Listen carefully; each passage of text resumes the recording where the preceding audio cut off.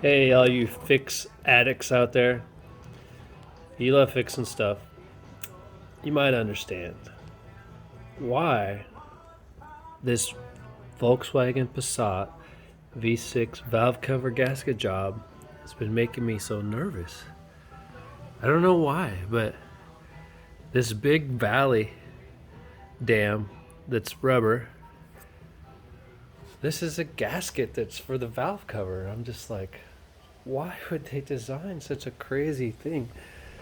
This is what it looks like. It's been sitting like this for like 3 months. And you have at the very back of the valve cover this big dam down there.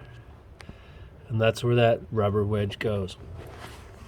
So, for whatever reason, it's just very non traditional. I'm like a small block Chevy valve cover guy. Yeah, lots of practice with that.